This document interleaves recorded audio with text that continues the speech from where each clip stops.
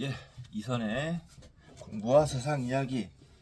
오늘 2025년 4월 9일 두 번째 시간입니다. 예, 첫 번째 시간에 나도 가끔은 내가 누군지 궁금하다 미디어북을 했고요.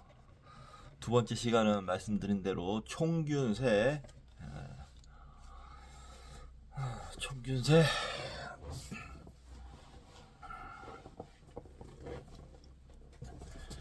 진도를 나가도록 하겠습니다. 오늘은 234쪽 제9장 선택화된 가축화와 안나 까레리나 법칙. 야생 후보종 중에서 몇 종을 제외한 나머지는 안나 까레리나 법칙에 의하여 가축화 조건에서 실격했다. 아프리카의 대형 궁거 포유류처럼 결국 가축화되지 못한 후보종들을 살펴보면 실격한 구체적인 이유들이 드러난다. 톨스토이도 마태복음의 다음 구절에서 드러나는 통찰력에 찬동했을 것이다. 부르심을 받은 사람은 많지만 뽑히는 사람은 적다. 네, 재밌네요. 네.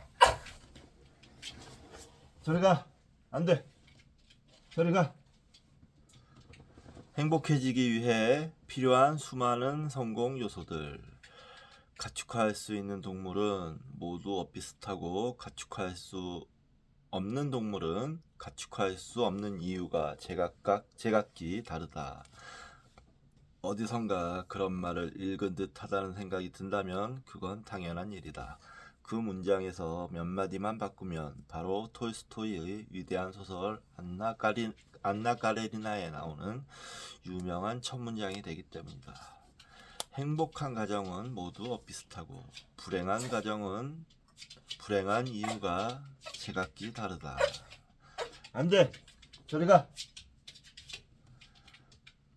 이 문장에서 톨스토이가 말하려고 했던 것은 결혼 생활이 행복해지려면 수많은 요소들이 성공적이어야 한다는 것이었다. 즉 서로 성적 매력을 느껴야 하고 돈, 자녀 교육, 종교, 인척 등등의 중요한 문제들에 대해 합의할 수 있어야 한다. 행복에 필요한 이 중요한 요소들 중에서 어느 한 가지라도 어긋난다면 그 나머지 요소들이 모두 성립하더라도 그 결혼은 실패할 수밖에 없다. 이 법칙을 확대하면 결혼 생활뿐 아니라 인생의 많은 부분을 이해하는 데에도 도움이 된다.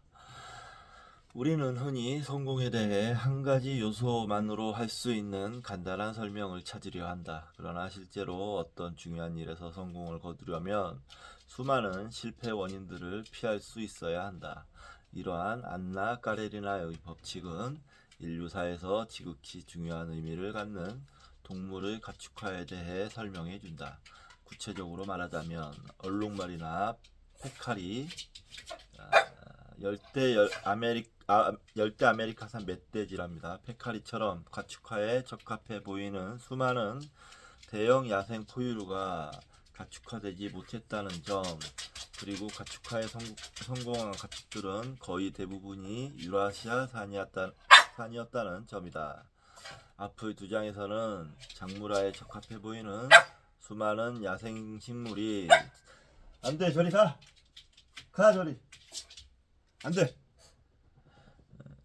앞에 두 장에서는 작물화에 적합해 보이는 수많은 야생 식물이 작물화되지 못한 이유를 살펴보았으므로 이제부터는 같은 문제를 가축화된 포유류에 적용해보자. 앞에서 논의했던 사과냐 인디언이냐 하는 문제가 얼룩말이냐 아프리카 원주민이냐 하는 문제로 바뀐 것이다. 가축화된 대형 포유류 제4장에서 우리는 가축화된 대형 포유류가 그것을 소유한 인간 사회에서 담당했던 여러가지 결정적인 역할들을 재확인했다. 그 중에서 가장 중요한 역할이라면 이 가축들이 고기, 유제품, 비료, 육상 운송, 가죽, 군대의 공격용 탈 것, 쟁기를 끄는 힘, 털, 그리고 노출된 적이 없는 민족들을 죽일 수 있는 병원균 등을 제공한 것이다. 물론 가축화된 소형 포유류, 조류, 곤충 등도 인간에게 유용했다. 인간은 고기, 알, 깃털 등을 얻기 위해서 많은 조류를 가축화했다. 중국에서는 닭, 유라시아의 여러 지역에서는 여러 가지 오리나 거위류, 중앙 아메리카에서는 칠면조, 아프리카에서는 뿔닭, 남아메리카에서는 사양 물오리가 각각 가축화되었다. 유라시아에서는 이리가 가축화되어 개가 되었다. 가축화된 개는 수렵견, 번견, 애견은 물론이고 일부 사회에서는 음식으로도 이용되었다.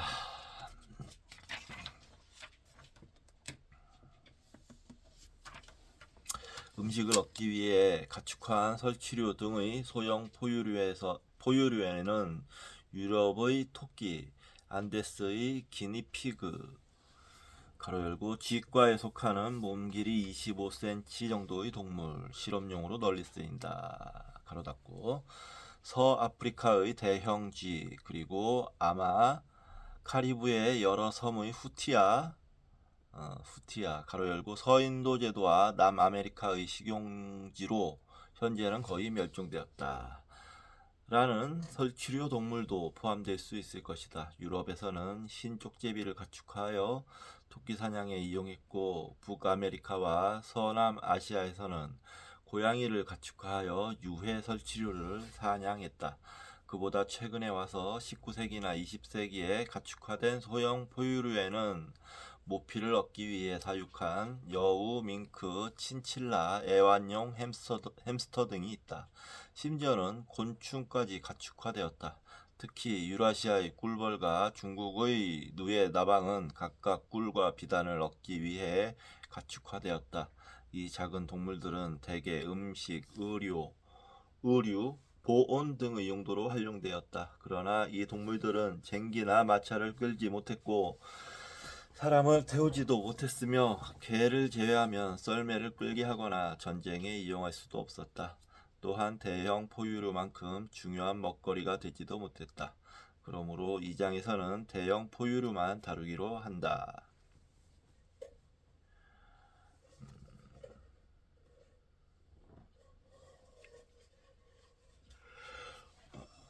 먼저 도표를 좀 읽어드리겠습니다. 도표 9-1 고대의 가축화된 대형 초식 포유류 14종 주요 5종 1. 양 서중앙아시아의 아시아산 무플론 양이 야생조상 현재 전세계 분포 2. 염소 서아시아의 비조르 염소가 야생조상 현재 전세계 분포 3. 소 유라시아와 북아메리카에 분포되어 있었으나 지금은 멸종된 오록스가 야생조상 현재 전세계 분포 4. 돼지 유라시아와 북아프리카에 분포해 있던 멧돼지가 야생조상 현재 전세계 분포 고대 14종 중에서 다른 13종은 순수한 초식성에 가깝지만 돼지는 사실상 잡식성 동물이다. 5. 말 지금은 멸종된 러시아 남부의 야생마가 야생조상 동일종의 다른 아종인 몽골 말은 현대에 이르기까지 야생 상태로 남아있다. 현재 전세계 분포 기타 9종 6. 담봉낙타 아라비아 낙타 아라비아와 인근 지역에 야생 조상이 살았으나 지금은 멸종되었다. 현재 오스트레일리아에도 야생 상태로 분포하고 있지만 대체로 아라비아와 북아프리카에 제한적으로 분포 7. 쌍봉 낙타 가로 열고 박트리아 낙타 가로 닫고 중앙아시아에 야생 조상이 살았으나 지금은 멸종되었다. 지금도 대체로 중앙아시아에 제한적으로 분포 8. 라마와 알피카 동일한 종에서 분기한 것으로 보인다. 안데스의 구아나코가 야생조상 지금도 대체로 안데스에 제한적으로 분포하고 있지만 일부는 북아메리카에서 짐 싣는 동물로 사육되고 있다. 9. 당나귀 북아프리카의 아프리카산 야생 당나귀가 야생조상 서남아시아 인근 지역에도 분포했을 가능성이 있다. 가축화된 후에는 원래 아프리카와 서유라시아에 제한되어 있었으나 그 이후 다른 지역에서도 이용되었다. 10. 술록 유라시아의 술록이 야생조상 가축화된 후에도 유라시아에 제한되어 있었으나 현재 일부는 알래스카에서도 이용되고 있다. 11. 물소 야생조상은 서남아시아에서 살았다. 지금도 주로 서남아시아에서 가축으로 이용되고 있으나 브라질에서도 많이 이용되며 오스트레일리아를 비롯한 여러 지역에서 일부는 야생 상태로 돌아갔다. 12. 야크 히말라야 산맥과 티베트 고원의 야생 야크가 야생 조상 가축화된 후에도 그 지역에 제한적으로 분포. 13. 발리소 동남아시아의 반탱 가로 열고 오록소의 친척이 야생 조상 가축화된 후에도 그 지역에 제한적으로 분포. 14. 인도소 인도 및 미얀마의 가우어 가로 열고 역시 오록수의 친척 가로 닫고가 야생 조상 가축화 후에도 그 지역에 제한적으로 분포. 고대에 가축화된 대형 초식동물 가축화된 포유류의 중요성은 대형 육서 초식동물의 종수가 놀라울 만큼 적다는 사실에서 비롯된다. 가로 열고 오직 육서 포유류만이 가축화되었다. 현대의 해상동물원 같은 시설이 발전하기 전까지는 수서 포유류를 사육하거나 번식시키기가 어려웠다는 자명한 이유 때문이었다. 가로 닫고 대형이라는 말을 체중 45kg 이상이라고 정의한다면 8세기 이전에 가축화된 대형 종은 모두 14종에 불과하다.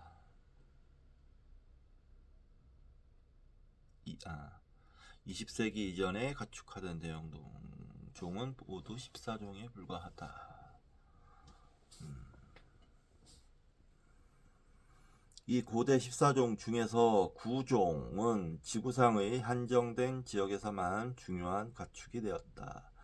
단봉낙타, 쌍봉낙타, 라마와 알파카, 당나귀, 순록, 물소, 야크, 반탱, 가우어 등이 그렇다. 전 세계에 두루 퍼져 중요한 가축이 된 것은 나머지 5종뿐이다. 이 주요 5종의 가축화된 포유류가 바로 소, 양, 염소, 돼지, 말이다. 물론 이 목록에서 빠진 것들도 눈에 띌 것이다. 하니발의 군대가 알프스를 넘을 때 이용했던 아프리카 코끼리는 왜 빠졌나? 그리고 오늘날까지 동남아시아에서 사육동물로 이용되는 아시아 코끼리는 그러나 내가 그 동물들을 잊어버린 것은 아니며 여기 한 가지 중요한 구별을 해둘 필요가 있다. 코끼리는 길들여지기는 했지만 가축화되지는 못했다. 하니발의 코끼리도 현재 아시아의 사육 코끼리도 그렇다. 둘 다 야생 코끼리를 생포하여 길들였을 뿐 강급 상태에서 번식시킨 것은 아니다. 그와는 달리 가축화된 동물이란 인간이 번식과 먹이 공급을 통제하는 동물, 즉 강금 상태에서 인간의 용도에 맞도록 선택적으로 번식시켜 야생 조상으로부터 변화시킨 동물이라고 정의할 수 있다. 가축화에는 야생동물을 인간에게 더 유용한 동물로 개량하는 과정이 포함되어야 한다. 진정한 가축은 여러 면에서 그 야생조상과는 다르다. 차이점은 두 가지 과정을 통해 만들어진다. 첫째로 동일한 종의 동물 중에서도 다른 개체보다 인간에게 더 유용한 개체를 선택하는 인위 선택. 둘째로 인위적인 환경은 야생 환경과 판이하게 다르므로 자연 선택의 효력도 다르게 작용하며 이에 대해 동물들이 자동적으로 나타내는 진화적 반응이 있다. 우리는 그 같은 내용이 식물의 작물화에도 적용된다는 것을 제7장에서 이미 확인한 바 있다. 가축화된 동물이 그 야생 조상으로부터 분기되는 방식은 다음과 같다. 우선 크기가 달라진 종들이 많다. 소, 돼지, 양 등은 가축화 과정에서 더 작아졌으며 기니피그는 더 커졌다. 양이나 알파카의 경우에는 속 속털은 보존하되 뻣뻣한 겉털은 줄어들거나 없애는 방향으로 선택되었고 소는 젖의 양을 늘리는 방향으로 선택되었다. 가축화된 동물들은 더러 두뇌가 작아지고 감각기관이 덜 발달되기도 했다. 야생 포식자들로부터 도망쳐야 했던 조상들과는 달리 큰 두뇌나 발달된 감각기관이 필요 없어졌기 때문이다. 가축화 과정에서 생긴 변화를 제대로 이해하기 위해 가축화된 개의 야생 조상인 이리와 수많은 개의 품종들을 비교해보자. 그레이트 데인 같은 개들은 이리보다 훨씬 크고 패키니지 같은 개들은 훨씬 작다. 또 그레이하운드 같은 개들은 날씬해서 경주에 알맞는 체격이고 닥스훈트 같은 개들은 다리가 짧아서 경주에는 전혀 쓸모가 없다. 그들은 털의 모양이나 색도 서로 크게 다르고 어떤 개들은 아예 털이 없어졌다. 폴리네시아와 아스텍인들은 먹기 위해 기르는 품종도 개발했다. 이러한 사실을 전혀 모르는 사람이 닥스훈트와 이리를 비교해 본다면 전자가 후자에서 파생되었다고는 짐작조차 할 수 없을 것이다. 오늘 야구 중계가 있어서요. 10시 30분인데, 6시 30분인데, 좀 30분까지 읽다가 야구 한 조금만 보고, 또 계속 읽는 식으로 하겠습니다. 예. 야구 요즘 LG 트윈스가 굉장히 잘 나가요. 10승 1패입니다. 10승 1패. 너무 혼자만 독주를 해서 살짝 흥미가 떨어지는 기분도 있긴 한데 마음은 편합니다. 뭐 이런 시즌도 있는 거죠.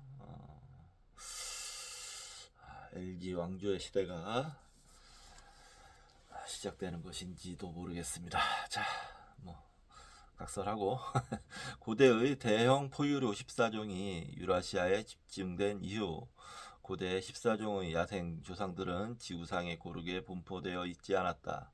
남아메리카에는 한 종밖에 없었다. 그 조상 동물에서 나온 것이 라마와 알파카다.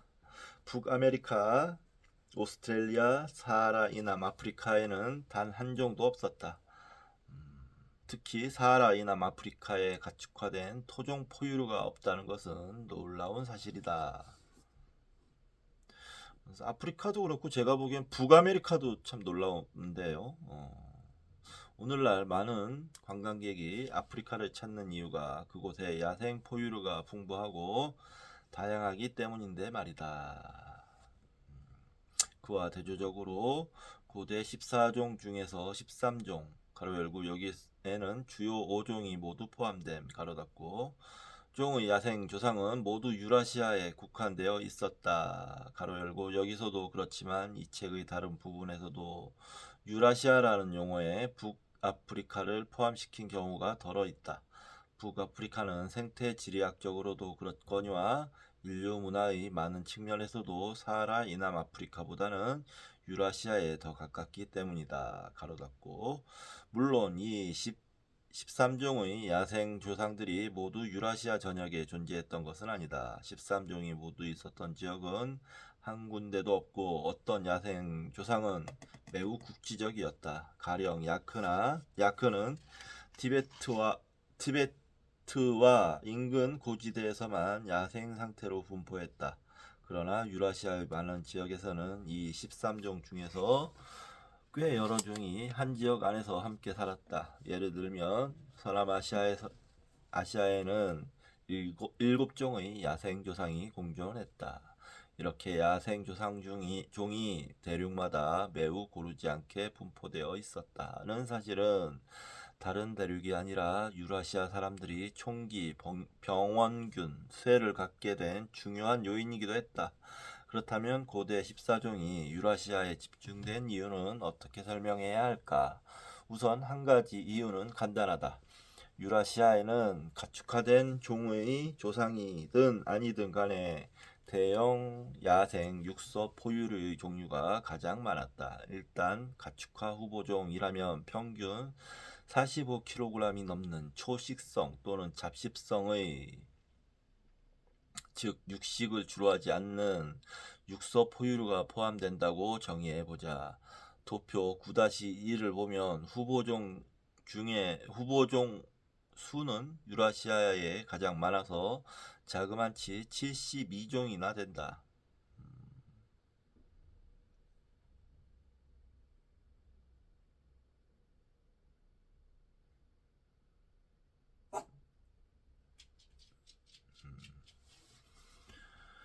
이곳은 다른 여러 부류의 동식물도 가장 다양한 편이다. 그것은 유라시아가 세계에서 가장 넓은 땅덩어리이기 때문이다.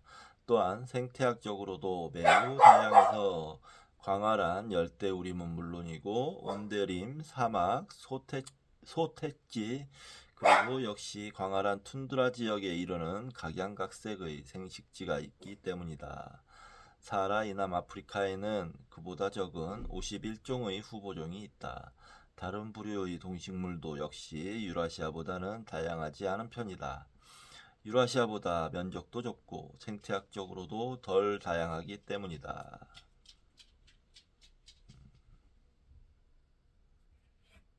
아프리카의 열대우림은 동남아시아보다 적다. 남북이 37도 바깥에는 온대성 생식지가 전혀 없다. 제1장에서 논의했듯이 남북 아메리카에는 원래 아프리카와 거의 맞먹을 만큼의 후보종들이 있었지만 이들 대형 야생 포유류는 약 13,000년 전에 대부분 멸종되었다. 가로 열고 그 중에는 만약 살아남았다면 가축화되었을 가능성이 높은 동물들, 즉 여러 종의 말이나 낙타류도 대부분 포함되어 있었다. 가로 닫고. 그럼 이 남북 아메리카에서는 인간들이 그냥 대부분 사냥해서 잡아먹고 멸종을 시켰다는 뜻인 건가요? 가장 작고 가장 고립된 대륙인 오스트레일리아의 경우 어느 시점에서 보더라도 유라시아, 아프리카, 남아메리카보다는 훨씬 적은 수의 대형 야생 포유류가 존재했다. 그리고 얼마 안 되는 이 후보종들마저도 남북 아메리카에서와 같이 오스트레일리아에서도 인간이 처음 살기 시작하던 무렵에 붉은 캥거루만 남기고 모두 멸종되었다. 그러므로 대형 포유류가 주로 유라시아에서 가축화된 까닭을 설명한다면 후보종에 해당하는 야생 포유류가 애당초 그 대륙에 가장 많았고 지난 4만 년 동안 멸종된 후보종은 가장 적었다는 사실도 하나의 이유가 될 것이다. 도표 9-2에 표시된 숫자들을 살펴보면 그러한 설명이 전부는 아니라는 것을 알 수 있다. 후보종이 실제로 가축화된 비율도 유라시아에서 가장 높았고 사하라 이남 아프리카에서는 유난히 낮았다. 51종의 후보종 중 단 한 종도 가축화되지 않았다. 특히 놀라운 사실은 유라시아에서 이미 가까운 친척이나 비슷한 포유류가 가축화되었는데도 아프리카나 아메리카에서는 가축화되지 않은 경우가 많다는 점이다. 어째서 유라시아의 말은 가축화되고 아프리카의 얼룩말은 그렇지 못했을까? 왜 유라시아의 돼지는 가축화되고 아메리카의 패거리 돼지나 아프리카에 살던 3종의 진짜 야생 돼지들은 그렇지 못했을까? 유라시아의 야생소들은 5종, 가로 열고 오록소, 물소, 야크, 가우어, 반탱, 가로 닫고 이나 가축화되었는데 어째서 아프리카 들소나 아메리카 들소는 그렇지 못했을까? 어째서 아시아의 무플론 양, 가로 열고 가축화된 양의 조상은 가축화되고 북아메리카의 쿰플 양은 안 되었을까?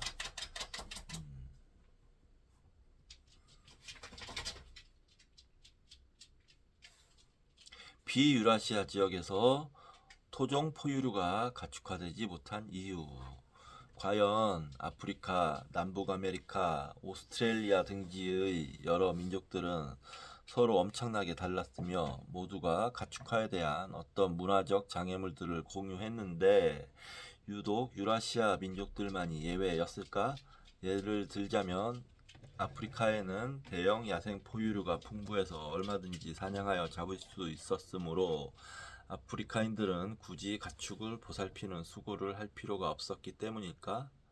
이 질문에 대한 대답은 확실하다. 아니오다. 위와 같은 해석을 반박할 수 있는 증거는 5가지나 된다. 비유라시아인들도 유라시아의 가축들을 신속하게 받아들였다는 점, 인간에게는 애완동물을 기르고 싶어하는 보편적인 경향이 있다는 점, 고대 14종은 신속하게 가축화되었다는 점, 그 중의 일부는 여러 곳에서 되풀이되어 독립적으로 가축화되었다는 점, 그리고 새로운 가축을 개발하려는 현대의 노력은 제한적인 성공밖에 거두지 못했다는 점이다. 첫 번째로 유라시아에서 가축화된 주요 5종의 포유류가 사하라 이남 아프리카에 도착했을 때 조건만 허락하기만 한다면 어느 곳에서나 대부분의 아프리카 민족들이 이 가축들을 받아들였다. 그럼으로써 이들 아프리카 목축민들은 아프리카 수렵 채집민들보다 크게 유리해져서 재빨리 그들을 교체했다.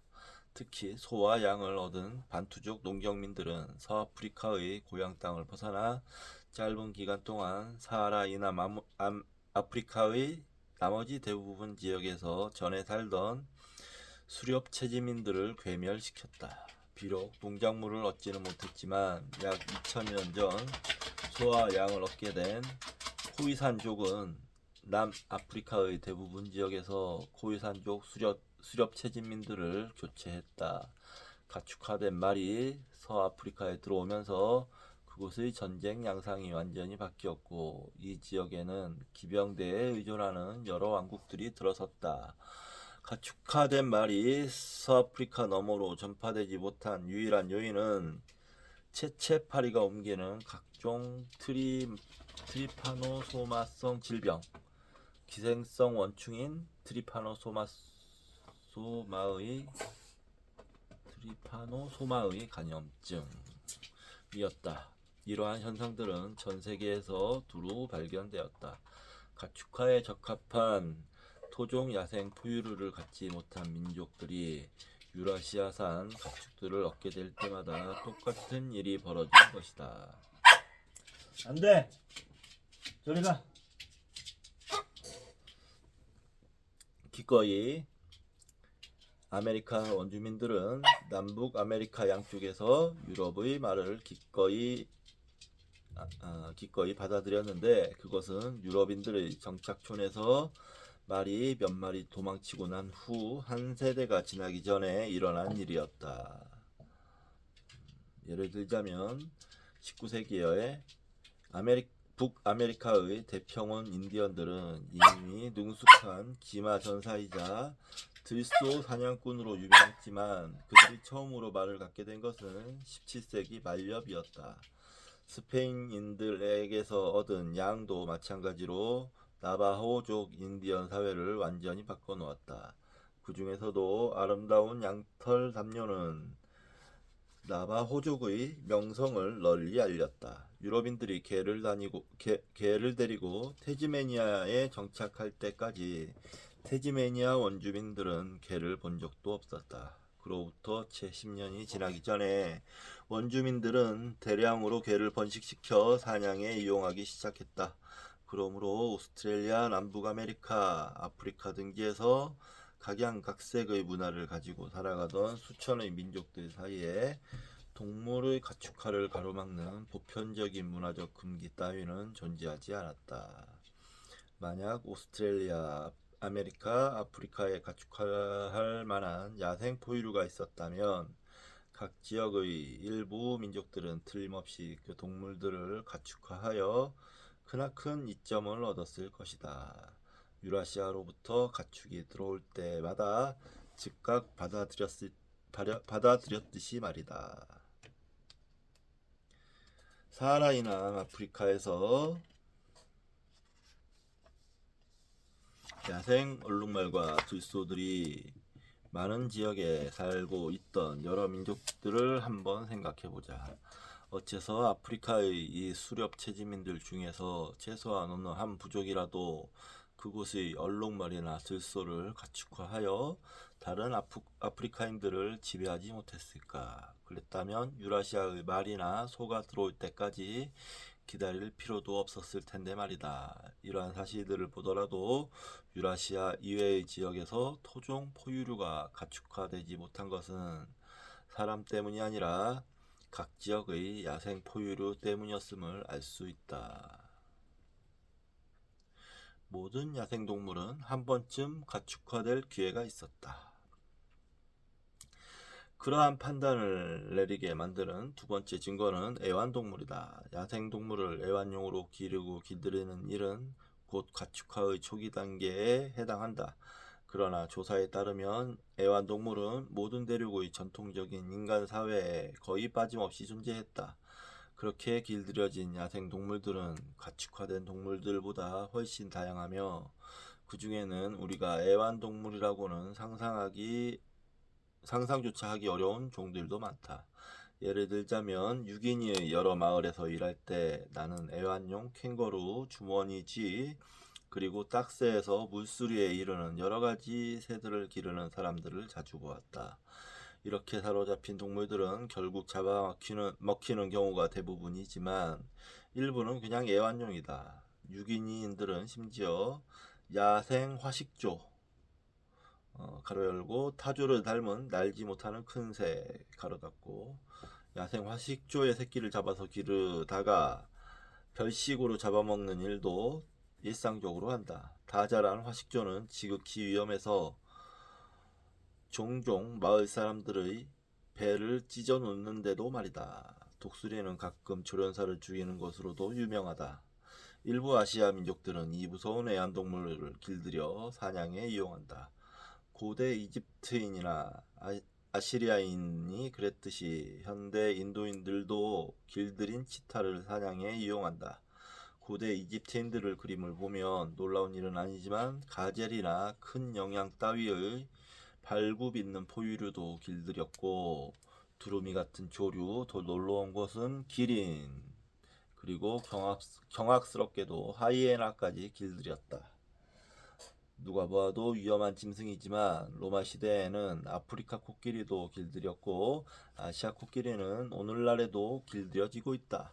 가장 터무니없는 애완동물을 찾는다면 아마 유럽산 불곰, 미국의 회색곰과 같은 종 불곰일 텐데 일본의 아이누족은 일상적으로 그 새끼를 잡아서 길들이며 기르다가 의식을 행하면서 잡아먹는다. 이처럼 많은 야생 동물들이 인간과 동물의 관계에서 가축화의 첫 단계에 이르렀지만 그 마지막 단계까지 나아가서 마침내 가축이 된 동물은 극소수에 불과하다. 1세기도 더 전에 영국 과학자 프랜시스 갤턴은 이러한 모순을 간결하게 정리했다. 모든 야생동물은 한 번쯤 가축이 될 기회가 있었다. 그 중에서 일부는 이미 오래전에 가축이 되었고 나머지 대부분은 과거의 어떤 사소한 문제 때문에 실패했으며 앞으로도 영원히 야생 상태로 남아있을 운명인 듯하다. 대형 포유류의 가축화 시기. 갤턴의 견해는 가축화에 적합한 대형 포유류라면 이미 초기 목축민들이 빠짐없이 가축화했을 것이라는 생각이다. 이를 입증하는 세 번째 증거는 가축화의 시기다. 우리가 고고학적 증거를 통해 가축화 시기를 알고 있는 동물은 모두 BC 8000년에서 2500년경에 가축화되었다. 최종 빙하기가 끝나고 정주형 농경 목축 사회가 생겨난 후 처음 몇천 년 동안 일어난 일이었다. 도표 9-3에 요약되어 있듯이 대형 포유류를 가축화하는 시대는 양, 염소, 돼지로 시작해 낙타류로 끝을 맺었다. 그리고 BC 2500년 이후에 새로 생긴 중요한 가축은 아무것도 없었다. 물론 BC 2500년보다 한참 뒤에 처음으로 가축화된 소형 포유류도 없지는 않다. 토끼는 중세시대에 와서야 비로소 식용으로 가축화되었고 쥐와 생쥐는 20세기에 와서 실험용으로, 그리고 햄스터는 1930년대에 들어와서 애완용으로 가축화되었다. 이렇게 소형 포유류의 가축화가 계속 되고 있는 것은 놀라운 일도 아니다. 야생 상태의 후보종이 수천 종이나 있고 그 동물들은 전통 사회에서는 굳이 키울 만한 가치가 없었기 때문이다. 그러나 사실상 대형 포유류 가축화는 4,500년 전에 이미 끝났다. 그때까지 148종에 달하는 전 세계의 대형 후보종들은 모두 무수한 시험을 거쳤을 텐데 그 중에서 몇 종만이 시험을 통과했고 나머지는 다 가축화에 부적합했을 것이다. 일부 포유류가 다른 포유류보다 훨씬 적합하다는 것을 뒷받침하는 네 번째 증거는 동일한 종이 연거푸 독립적으로 가축화되었다는 사실이다. 우리는 최근에 와서야 비로소 미토콘드리아 DNA의 유전물질을 연구할 수 있었다. 이미 오래전부터 추측했던 것처럼 인도의 혹등소와 혹이 없는 유럽소는 수십만 년 전에 하나의 야생 조상으로부터 분기된 이종의 소에서 나왔다는 사실이 유전적으로 밝혀졌다. 다시 말해서 인도인들은 야생 오록스의 인도산 아종을 가축화했고 서남아시아인들은 오록스의 서남아시아산 아종을 독립적으로 가축화했는지도 모른다. 또 어쩌면 북아프리카인들도 북아프리카산 오록스를 독립적으로 가축화했을지도 모른다. 마찬가지로 이리는 남북 아메리카에서 독립적으로 가축화되어 개가 되었지만 아마 중국과 서남아시아를 비롯한 유라시아의 여러 지역에서도 그랬을 것이다. 현대의 돼지는 중국과 서유라시아에서 각각 독립적으로 가축화되었지만 그 밖의 몇몇 지역도 가능성이 있다. 이러한 사례는 곧 가축화에 적합한 몇 종의 야생동물이 한꺼번에 다수의 인간 사회로부터 주목을 받았다는 것을 보여준다. 증거가 확실한 대형 포유류 가축화의 최초의 대략적 연대. 도표 9-3입니다. 개가 제일 빠르네요. 개가 BC 만년 전, BC 만년, 양이 BC 8000년, 염소, 돼지, 염소, 돼지까지 8000년, 소가 BC 6000년, 말이 BC 4000년, 당나귀, 물소도 BC 4000년, 라마, 알파카 BC 3500년, 단봉나타 2500년, 쌍봉나타도 2500년. 개는 가장 빠르면서 가장 넓게 퍼져 있는 것 같아요. 서남아시아, 중국, 북아메리카 뭐 이런 식으로.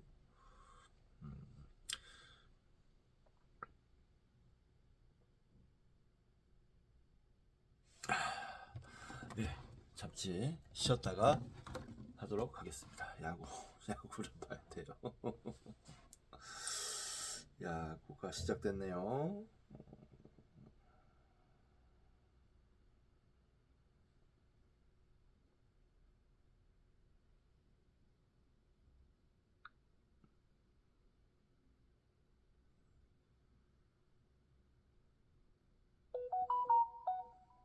집니다. 그렇죠.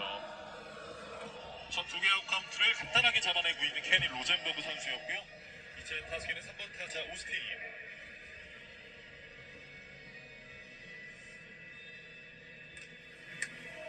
초구는 바깥쪽 스트라이크입니다. 초구부터 패스트볼로 오스틴 카운트를 잡아냈습니다. 예. 이번 시즌 3할 4푼 1리 홈런 5개를 기록하고 있는 오스틴 딘 선수입니다. 빗났습니다. 파울. 어제 경기도 4타수 1안타. 어제 안타가 있었던 오스틴이었고 타점 2개 있었죠. 오스틴 타자는 엣지에서는 없어서는 안 될 존재잖아요. 그렇죠. 오늘은 NC가 외국인 투수 괜찮은 투수를 내보낸 것 같아서 어제처럼 쉬운 경기가 될 것 같지는 않네요. 아이고.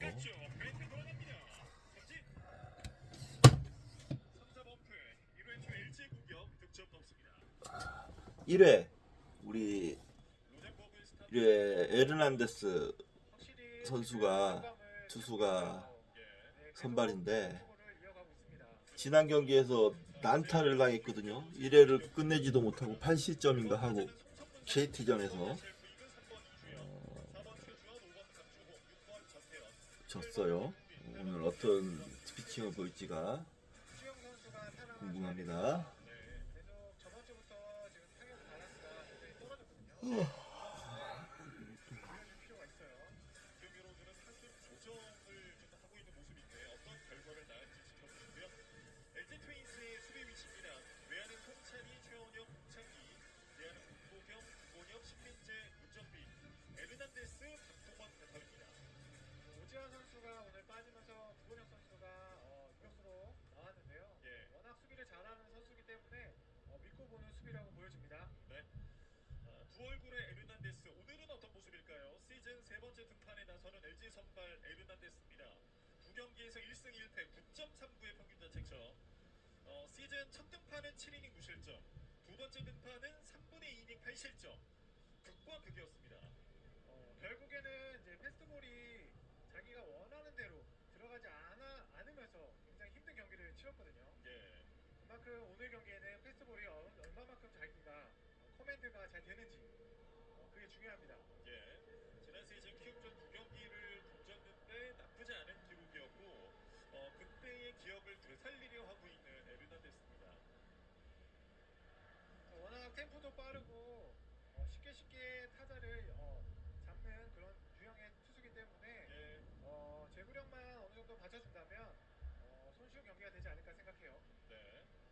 포심과 슬라이더, 체인지업, 커브, 커터를 던지는 에르난데스 선수입니다. 자, 타석에는 1번 타자 송성근 선수가 들어와 있습니다. 시즌 타율은 2할 1푼 1리. 어제 많았습니다. 어제 경기에 안타를 또 2개 때려냈잖아요. 네네. 네. 어제 3타수 2안타였죠.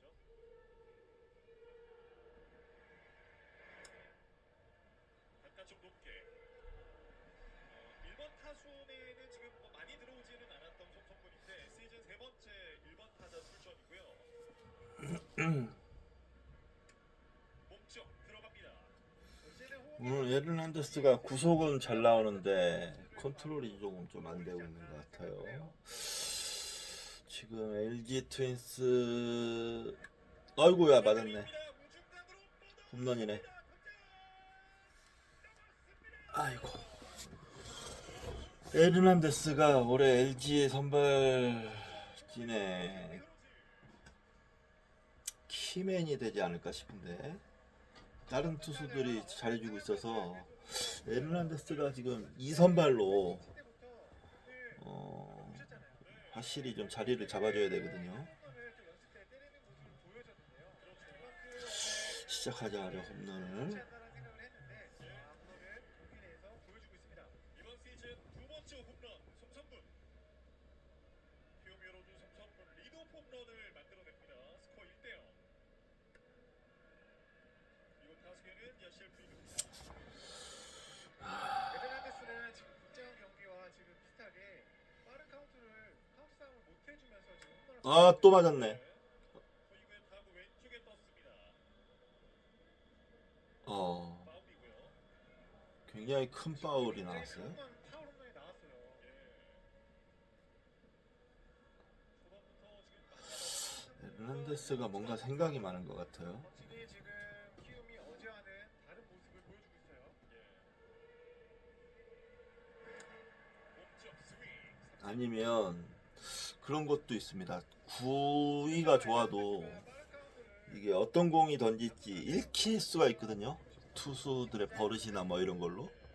근데 지난번 KT전을 보니까 KT 타자들이 그냥 알고 치더라고요. 그래서 그런 어떤 습관 같은 게 읽힌 게 아닌가 그런 생각도 저는 좀 들었어요. 구속은 잘 나오는 편인데 지금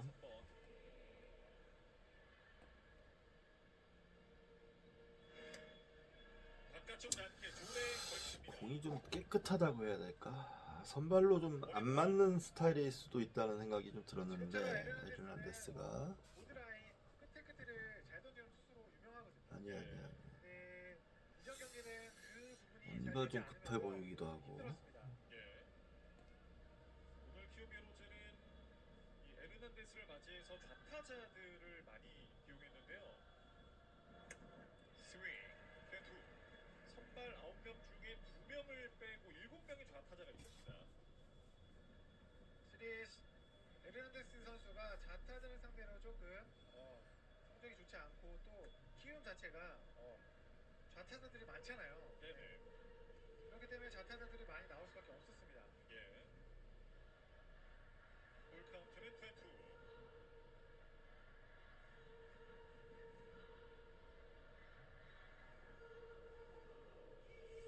이주영 선수가 어제 4타수 무안타 4경기 연속 무안타를 기록 중인데 개막 10경기 연속 안타 이후에 지금 무안타 행진이 길어지고 있습니다. 지금 타석에서 보면 자신감이 없어 보여요. 예. 표정에서부터. 그렇기 때문에 좀 더 밝게 해줄 필요가 있습니다. 그렇군요. 그 카운트 배트에 스칩니다. 파울. 타석에서 지금 템포를 조금 늦췄으면 좋겠는데 너무 빨리빨리 던지는데. 좋았을 때 모습과 지금 약간 그 미니 슬럼프 기간인데 그 슬럼프일 때 모습이 좀 차이가 나죠. 왼쪽 파울입니다. 그건 타자들이 어쩔 수 없어요. 네네. 네, 확실히 그거를 얼마만큼 이제 표출을 안 하느냐 그것도 중요하다고 보여집니다. 네. 이주영 선수의 배트가 지금 부러진 상태고요. 자, 새로운 배트를 꺼내서 다시 타석에 들어오고 있습니다. 지금 들고 있는 배트는 정말 그 새 배트거든요. 비닐에 방금 뜯었어요. 마음이 달라질 수 있죠. 네네. 새로운 마음으로 타격을 해줄 필요가 있어요. 배트 하나만 해도 비쌀 텐데 하나 부러지면 저 풀 카운트. 낮은 볼. 오. 자, 지금 오른쪽 발목인데요. 아 아프겠다. 어우, 본인 타구에 자기 타구에 자기 발목을 때렸습니다. 저럴 때 진짜 무지하게 아프다는데 저거. 아우. 발 안쪽에 맞았거든요. 예. 충격이 굉장히 클 겁니다. 자, 일단은 보호대를 잠깐 풀고 상태를 점검해 보고 있는 이주영 아우. 선수고요. 이주영 선수가 또 차명석 관장이 굉장히 많이 맞아요. 이게 원래 대학 때까지만 해도 유격수로도 뛰고 그랬는데 이거는 뭐 자기가 저 잘 알고 있겠죠. 파울 타구에 자기가 맞는 저것 때문에 보호대를 야수를 타자를 포기했다고 좋겠습니다. 너무 아파서 포기했다고 그러더라고요. 우성군의 솔로 홈런. 아 제대로 맞았네. 리드 오프 홈런으로 키움 히어로즈가 먼저 점수를 만들어냈습니다. 그거 지금 카드레스 선수가 빠지면서 팀 공격력이 약간 약화되어 있는 키움 히어로즈인데 다리에 맞았습니다. 맞추기까지 하면 어떻게? 이주영 선수 다리에 맞았습니다. 아이고 이주영이 순환이네 순환. 아이고 아프겠다. 굉장히 좀 안 좋은 부위에 맞았네요. 이주영 선수 대단합니다. 저 정도 공이 오면 피할 법도 한데요. 확실히 팀이 안 좋은 상태에서 어떻게 해서든 살아나가려고 하는 그런 모습이 보여지는 것 같아요. 예. 자, 이주영 선수가 못 맞는 공으로 출루했고 타석에는 4번 타자 최주환입니다. 원바운드 볼.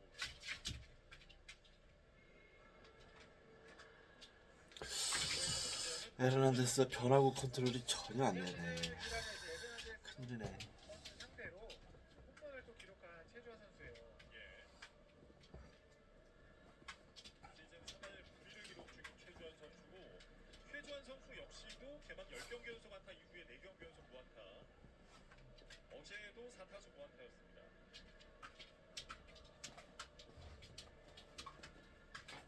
1루 곁에 2루에서 세이프. 지금은 상위 타선이 살아나줘야 됩니다. 이 정도가 크잖아요.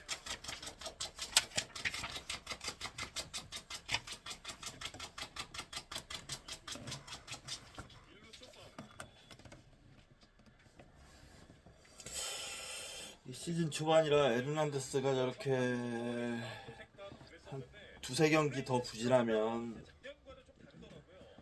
외국인 교체도 생각하게 되지 않을까 싶은데 이제 효과적인 이제 자기의 맞춤 훈련법이 통했다고 보여집니다. 네, 내 안쪽으로 들어왔습니다. 1루 주자는 2루까지. 최주환 선수는 내야 땅볼 아웃됐고 2사 주자 2루입니다.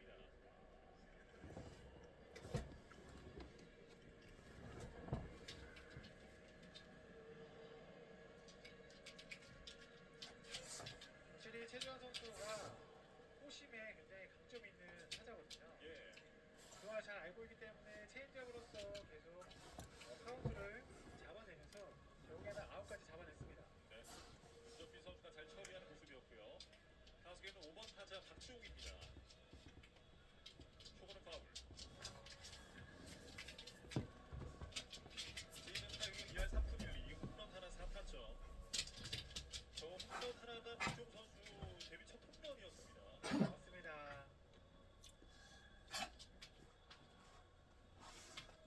원바운드.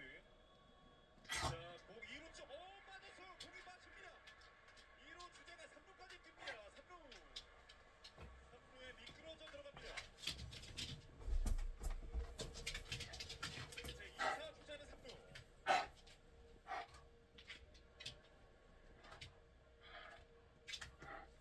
지금은 박동원 선수가 브로킹을 잘 해줬어요. 예. 근데 이주영 선수가 리드가 그렇게 많지 않았는데 견제를 했는데 그게 빠지면서 3루까지 이동을 했습니다. 네. 호수 송구 실책으로 기록이 되면서 주자 3루가 됐고요. 볼 카운트는 2&1. 이주영 선수가 다리 쪽에 맞고 나갔는데 뛰는 데는 전혀 부담 없어 보입니다. 시간이 지나면 아마 이상이 좀 생길 수도 있어요. 예. 관찰을 잘해줄 필요가 있습니다. 그렇군요. 경기 중에는 잘 모른다면서요, 사실. 긴장을 하고 있기 때문에 아프지 안 아픈지 잘 몰라요. 네네. 볼 카운트는 3&1. 끝났습니다. 파울. 박정우 선수는 어제 선발로 나오지는 않았고 나이트 대수비용 출전해서 타석은 소화하지 않았습니다. 박동원 선수는 포심에 타격 약점이 있지만 네. 변화구의 약점이 좀 있습니다. 네. 그것만 보완한다면 좋아질 겁니다. 짧게 볼입니다. 그리고 볼넷으로 출루하는 박주홍. 주자는 3루와 1루. 박동원投手가 잘 막아낸 모습이었고 지금 주자가 3루에 있기 때문에 저렇게 낮게 떨어지는 변화구들은 조심해야 되겠습니다. 폭수로 이어진다면 1점을 손쉽게 할수 있잖아요. 네네. 세상에 나가 있는 주자 2명은 모두 4-3으로 인하는 주자고요. 이주영이 3루 그리고 박주홍이 1루.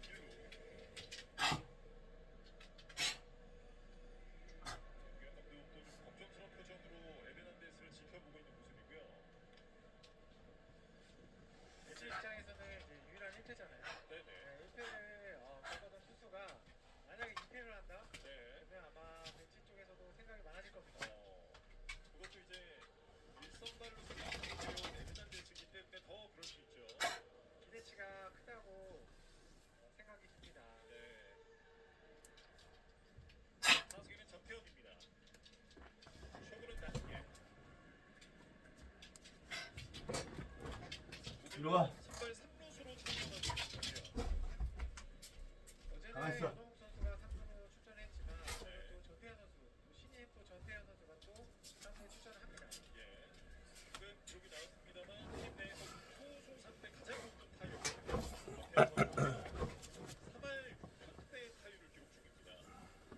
시범 경기 때는 좀 어려움을 겪었지만 개막을 한 이후에 역사력을 보여줍니다. 네. 1루 주자 스타트 공 2루 연결 2루에서 세이브입니다.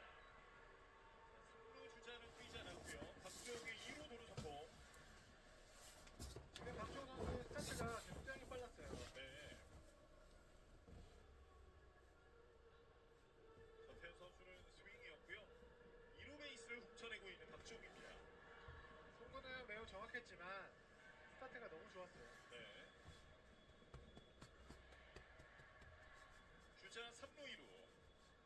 그렇지. 바깥쪽 들어갑니다. 아이 좋아. 자, 송성문의 솔로 홈런. 오늘 경기는 흄효로즈가 먼저 앞서 나갑니다. 자, 1초만 봤습니다. 아유 많이 봤네요. 많이 봤습니다. 예. 자, 계속 읽어 나가도록 하겠습니다. 저는 요 단락 하나 끝내고 좀 야구를 보면서 그 필사로 전환을 해서 야구를 보면서 공부를 하도록 하겠습니다. 예, 하지만 이게 지금 단락을 끝내는 게 낫겠죠? 몇 장 안 남았어요. 네. 빨리 읽어 나가도록 하겠습니다. 자, 극복할 수 없는 가축화의 장애 요인. 마지막으로 현대의 노력이 실패를 거듭하고 있다는 사실도 남아있는 수많은 야생 후보종들을 가축화하지 못했던 과거의 실패가 고대인들의 단점 때문이 아니라 그 후보종들의 단점 때문이었음을 입증하는 또 하나의 증거다. 오늘날의 유럽인들은 동물을 가축화하는데 지구상에서 가장 오래된 전통을 가지고 있다. 지금으로부터 약 10,000년 전 서남아시아에서 처음으로 가축화가 시작되었기 때문이다. 15세기부터 그러한 유럽인들이 전 세계로 퍼져나갔고 그들은 유럽에서 볼 수 없는 야생 포유류를 많이 발견했다. 나는 유기니에서도 애완용 캥거루나 주머니 쥐를 기르는 유럽인들을 가끔 만났다. 그렇게 유럽인 정착민들도 토착민들과 똑같이 각 지역의 수많은 토종 포유류를 길들이거나 애완동물로 삼았다. 더구나 유럽에서 다른 대륙으로 이주한 목축민이나 농경민들은 그 지역의 토종 동식물을 가축화 작물화하기 위해 본격적인 노력을 기울였다. 19세기와 20세기에 와서 적어도 6종의 대형 포유류, 일런드 영양 엘크, 말코 손바닥 사슴, 사향소, 얼룩말, 아메리카 들소는 그것들을 가축화하기 위해 현대 과학으로 무장한 동물 품종 개량자와 유전학자들이 총동원되어 각별히 조직적인 사업을 펼치기도 했다. 아프리카에서 가장 큰 영양인 일런드 영양의 경우 우크라이나의 아스카니야노바 동물원을 비롯하여 영국, 케냐, 짐바브웨, 남아프리카 공화국 등지에서도 고기의 질을 향상시키고 젖의 양을 늘리는 방향으로 선택 과정이 진행되어 왔다. 스코틀랜드 에버딘의 로웨트 연구소는 실험 목장에서 엘크들을 키운다. 그리고 러시아의 페체로일리치 국립공원에서는 말코 손바닥 사슴을 사육하는 실험 목장을 운영하고 있다. 그러나 이 같은 현대의 노력들은 매우 제한적인 성공을 거두었을 뿐이다.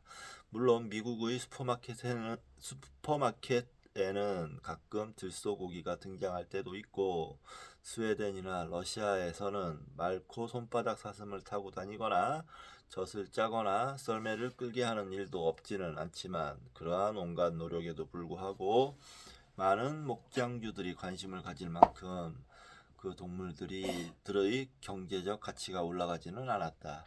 특히 놀라운 것은 최근 아프리카에서 일런드 영양을 가축하려고 했던 몇 차례의 시도마저도 인기를 끌지 못했다는 점이다. 일런드 영양은 이미 아프리카의 질병에 대한 저항력과 기후에 대한 내성이 있으므로 아프리카 풍토병에 잘 걸리는 유럽산 야생동물보다 훨씬 유리할 텐데도 말이다. 아무튼 수천 년 동안 후보종들을 접할 수 있었던 토착 목축민도 현대의 유전학자들도 최소한 4,500년 전에 이미 가축화된 고대 14종 이외의 다른 대형 포유류를 유용한 가축으로 만드는 일에 성공하지 못했다. 그러나 오늘날의 과학자들이 정말 원하기만 한다면 틀림없이 가축화의 정의에서 번식과 먹이 공급 통제라는 부분을 많은 동물들로부터 충족할 수 있을 것이다.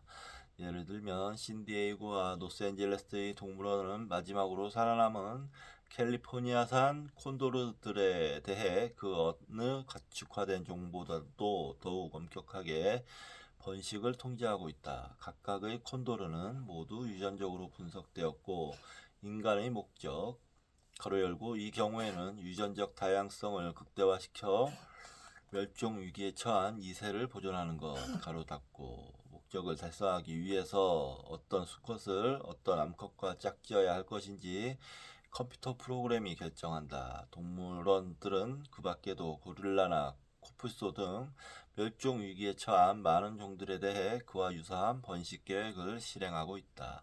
그러나 여러 동물원에서 캘리포니아산 콘도르들을 이렇듯 엄밀하게 선택하고 있는데도 경제적으로 유용한 결과가 나올 전망은 전혀 없다. 코뿔소의 경우도 마찬가지다. 코뿔소에서는 무려 3톤이 넘는 고기를 얻을 수 있는데 말이다.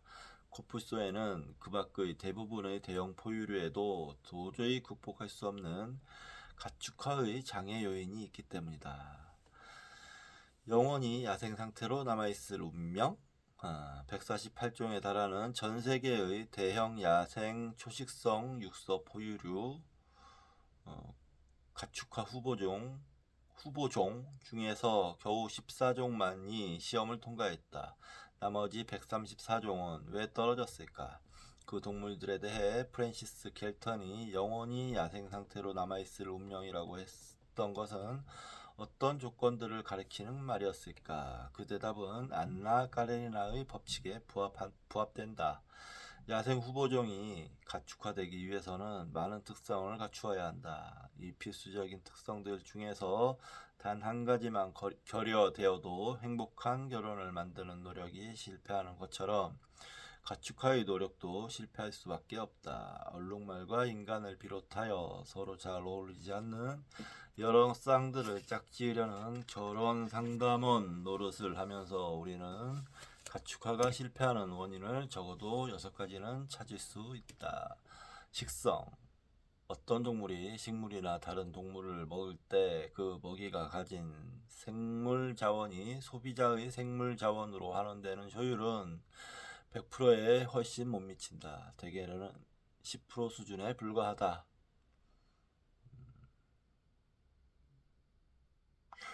즉 체중 450kg의 소를 키우려면 옥수수 4,500kg이 필요하다. 더구나 체중 450kg의 육식 동물을 키우기 위해서는 옥수수 45,000kg을 먹고 자란 초식 동물 4,500kg을 먹여야 한다. 초식동물이나 잡식동물만 보더라도 그중의 많은 종들은 목장에서 키우기에 자격 미달이다. 그들은 코알라처럼 즐겨 먹는 식물을 너무 까다롭게 고집하기 때문이다. 이렇게 근본적인 비효율성 때문에 육식성 동물은 단 한 종도 식용으로 가축화되지 못했다. 가로 열고 고기가 너무 질기다거나 맛이 없어서가 아니다. 우리는 육식성의 야생동물 물고기도 많이 먹고 있으며 나는 사자 햄버거의 기기 막힌 맛을 경험한 바 있다.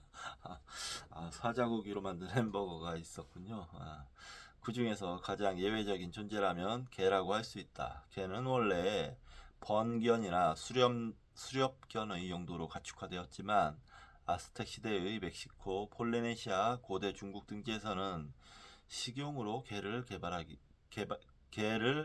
식용으로 개발하여 기르기도 했다.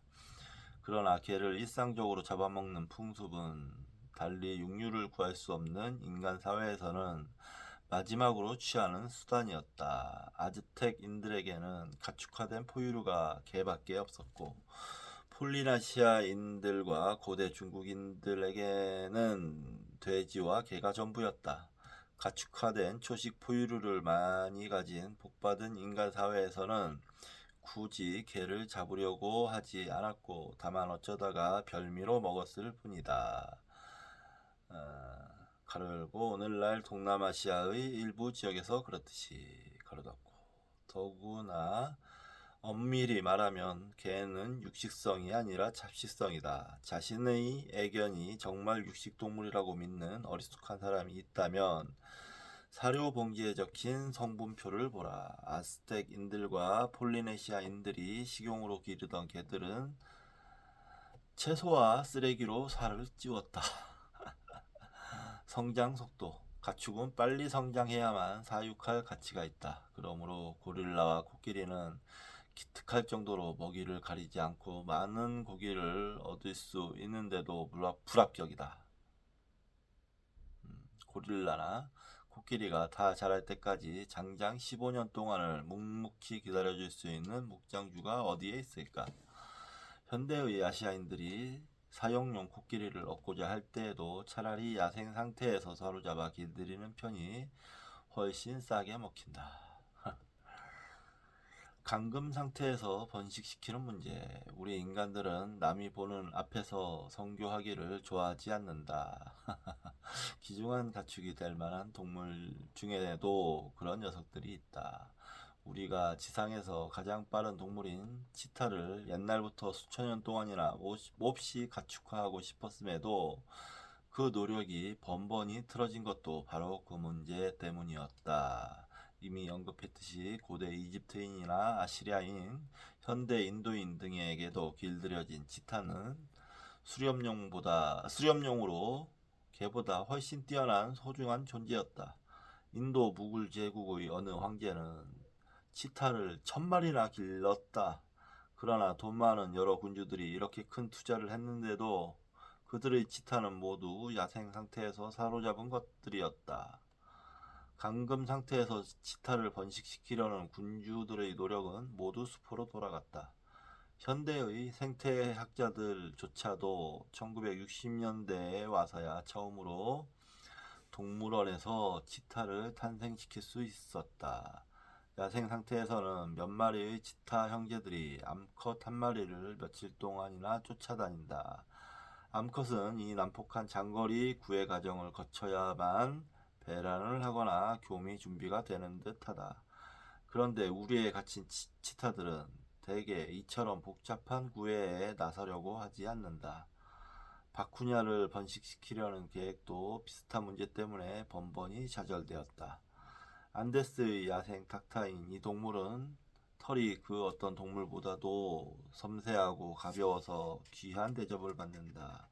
고대 잉카인들은 야생 비쿠냐들을 울타리에 몰아넣고 털을 깎은 후 다시 풀어주는 방식으로 비쿠냐의 털을 얻었다. 오늘날에도 이 최고급 털을 원하는 상인들은 똑같은 방식을 이용하거나 야생 비쿠냐를 죽여서 잡는 수밖에 없다. 이렇게 돈과 가시욕이라는 강력한 동기가 있는데도 털을 얻기 위해서 비쿠냐를 감금 상태에서 번식시키려는 시도는 모두 실패하고 말았다. 그 이유는 비쿠냐들은 교미하기 전에 길고 복잡한 구애 과정을 거치는데 감금 상태에서는 이 의식을 행하기가 어렵고 수컷들끼리는 사납게 싸우는 습성이 있기 때문이다. 또한 연중 먹이를 먹는 세력권과 연중 잠을 자는 세력권도 따로 있기 때문이다. 골치 아픈 성격. 당연한 일이지만 웬만한 크기의 포유류는 대부분 사람을 죽일 수도 있다. 사람들은 돼지, 말, 낙타, 소 따위 때문에 목숨을 잃는 경우도 있다. 그러나 일부 대형 동물은 다른 동물보다 훨씬 성질이 거칠고 위험해서 도무지 구제불능이다. 다른 면에서는 모두 가축화의 이상적인 후보종인데도 단지 사람을 죽이는 경향 때문에 불합격 판정을 받는 동물들이 많다. 가장 대표적인 예가 회색곰이다. 곰고기는 값비싼 별미이다. 회색곰은 770kg까지 나가고 주로 초식성이며 먹는 식물도 매우 다양하다. 또한 인간이 남긴 쓰레기도 잘 먹고 비교적 빨리 자라는 편이다. 그러므로 감금 상태에서 얌전하게 굴기만 한다면 회색곰은 훌륭한 비육 동물이 될 것이다. 일본의 아이누족은 의식의 일종으로 회색곰 새끼를 일상적으로 길렀으므로 그러한 실험을 해본 셈이다. 그러나 아이누족도 새끼가 1살가량 되었을 때 잡아먹는 편이 현명하다는 것을 알고 있었다. 그 이유는 충분히 짐작할 만하다. 회색곰을 그 이상 기르는 것은 자살행위이기 때문이다. 다 자라서도 길이 들어 얌전한 회색곰은 본 적이 없었다. 다른 면에서는 적합한 종이면서도 역시 불합격 판정을 받은 또 하나의 동물은 아프리카 들소다. 아프리카 소는 빨리 성장하여 금방 1톤이 넘고 우열위계가 잘 발달된 무리를 이루어 산다. 이 특성의 이점에 대해서는 뒤에 다시 설명하겠다. 그렇지만 아프리카 들소는 아프리카에서도 가장 위험하고 예측할 수 없는 대형 포유류로 간주된다. 이들을 가축하려고 했던 미치광이들은 그 과정에서 죽임을 당하거나 들소가 너무 크고 거칠어지기 전에 죽여야만 했다. 4톤이나 나가는 초식 동물인 하마도 그렇게 위험하지만 않았다면 훌륭한 가축이 되었을 것이다. 그러나 녀석들은 해마다 사자를 포함하여 그 어떤 아프리카 포유류보다도 더 많은 사람을 죽이고 있다. 하마가 아주 성질이 더럽죠. 네.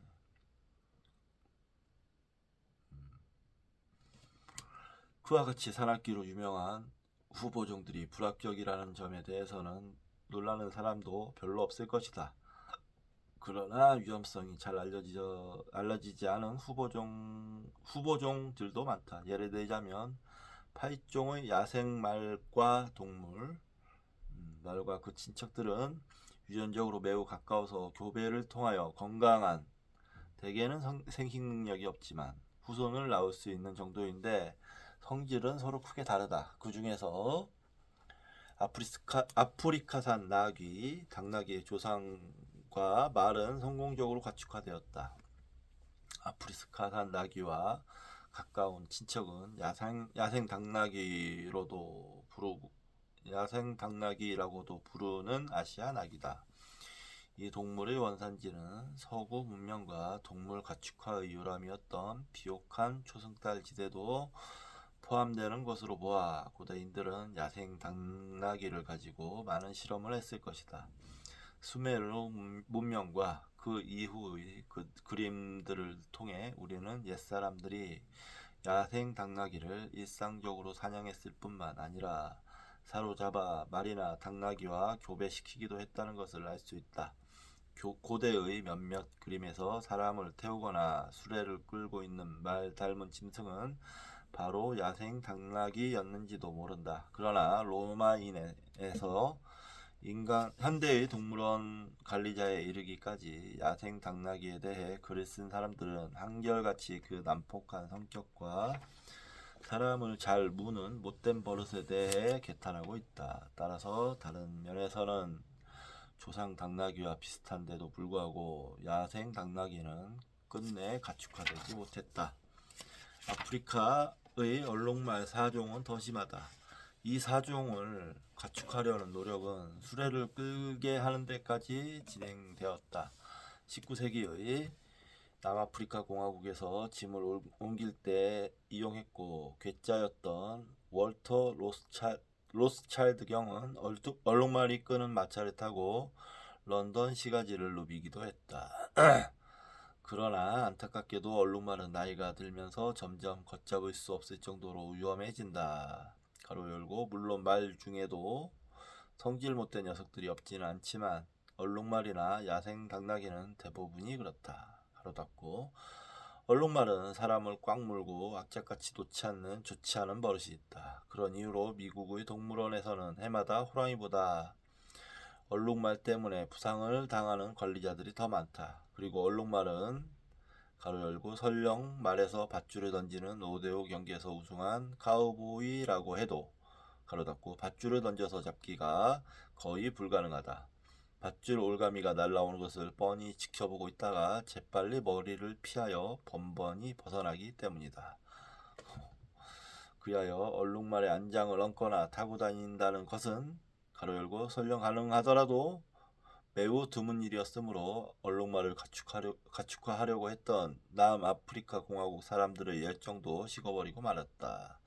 잠재적으로 위험한 대형 포유류의 예측할 수 없는 공격적인 행동은 현대에 와서 엘크와 일런드 영향을 가축화하려고 했던 실험들이 처음에는 유망해 보였는데도 지금까지 실패만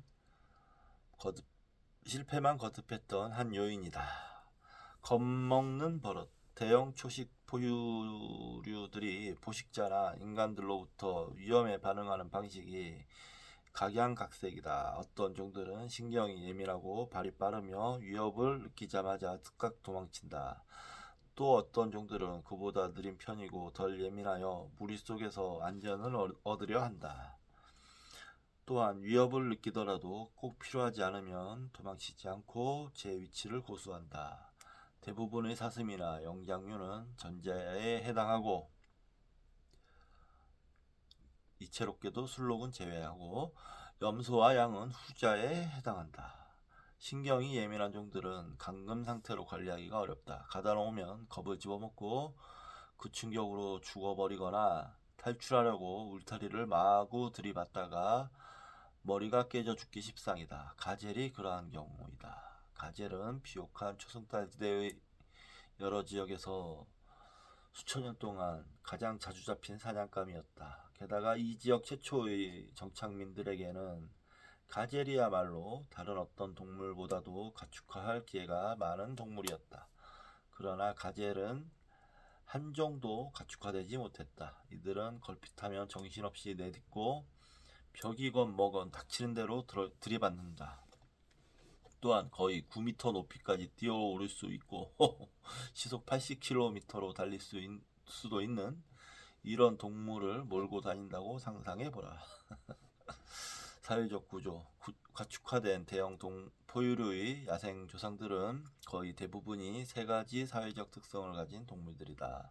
즉 무리를 이루어 살고 무리의 구성원들 사이에 우열위계가 잘 발달되어 있다. 각각의 무리는 서로 배타적인 세력권이 아니라 중복되는 행동권을 갖는다. 예를 들면 야생마 무리는 순말 한 마리와 암말 대여섯 마리, 그 새끼들로 구성되어 있다. 암말 A는 암말 B, C, D, E보다 우세하고 암말 B는 A에게는 복종하지만 C, D, E보다는 우세하며 C는 B와 A에게는 복종하지만 D와 E보다는 우세한 식이다. 무리가 이동할 때도 구성원들은 고정적인 순서를 유지한다. 맨 뒤에는 수컷, 맨 앞에는 가장 우세한 암컷, 그리고 그 뒤에는 이 암컷 새끼들이 제일 어린 놈부터 나이 순서대로 따라간다. 그 암컷 뒤에는 우세한 순서대로 다른 암컷들이 따라가고 각각의 암컷 뒤에는 그 새끼들이 역시 나이 순서대로 따라간다. 그런 식으로 각자 자기 지위를 잘 알고 있으므로 다 자란 말들이 한 무리 안에 여럿 있더라도 끊임없이 싸우는 일은 없다. 이러한 사회구조는 가축화하기에 이상적이다. 인간들은 결과적으로 이 위계 질서를 고스란히 물려받을 수 있기 때문이다. 가축화된 말무리는 가장 높은 암컷을 따라가듯이 줄지어 인간 지도자를 따라간다. 양, 염소, 소 등은 물론이고 개의 조상 무리에도 그와 유사한 우열위계가 있다. 그러한 무리 속에서 성장하는 새끼들에게는 가까이서 늘 보는 다른 동물의 모습이 각인된다. 야생 상태에서라면 그것은 자기와 같은 종에 속하는 다른 구성원들의 모습이겠지만 감금 상태의 어린 궁거 동물은 인간을 가까이서 보게 되므로 그 인간의 모습도 기억하게 된다. 이러한 사회적 동물들은 목축에 적합하다. 서로 잘 싸우지도 않으므로 한꺼번에 많이 모아둘 수도 있다. 이런 동물들은 우세한 지도자를 본능적으로 따르며 인간을 지도자로 기억하기 때문에 양치기나 목양견이 쉽게 몰고 다닐 수 있다. 또한 궁거 동물들은 비좁은 우리 속에 갇혀서도 잘 지낼 수 있다. 야생 상태에서도 조밀한 집단을 이루고 살아가는 일에 익숙해져 있기 때문이다. 그와 대조적으로 각자 세력권을 갖고 혼자 살아가는 동물들은 몰고 다니기가 불가능하다. 자기들끼리 싸우고 인간을 기억하지 않으며 본능적으로 복종하지도 않기 때문이다. 여러 마리의 고양이, 야생 상태에서는 세력권을 갖고 혼자 사는 동물이 한 줄로 들어서서 사람을 뒤따르거나 사람이 몰고 가는 대로 순순히 응하는 모습을 본 적이 있는가? 고양이를 좋아하는 사람들도 고양이가 개처럼 본능적으로 인간에게 복종하지 않는다는 사실은 다 알고 있다. 세력권을 갖고 혼자 사는 포유류 중에서 가축화된 것은 고양이와 신족제비 뿐이다. 우리가 그들을 가축화한 동기는 식용으로 한꺼번에 큰 집단을 기르면서 몰고 다니기 위해서가 아니라 저 혼자 다니면서 사냥을 하게 하거나 애완동물로 삼기 위해서다. 서였다. 그래서 세력권을 갖고 혼자 사는 동물들의 대부분은 가축화되지 않았다. 그렇다고 반대로 무리를 이루고 사는 동물들은 대부분 가축화할 수 있느냐 하면 그렇지는 않다. 대부분은 불가능하다. 그 이유는 다음과 같은 몇 가지가 있다. 첫째로 동물들의 무리는 서로 중복되어 행동권을 갖지 않고 각기 다른 무리에 대해 배타적인 세력권을 갖는 경우가 많다. 그러므로 같은 동물의 두 무리를 한 곳에 가둬놓는 것은 혼자 사는 동물의 수컷 두 마리를 한 곳에 가둬놓는 것처럼 불가능한 일이다.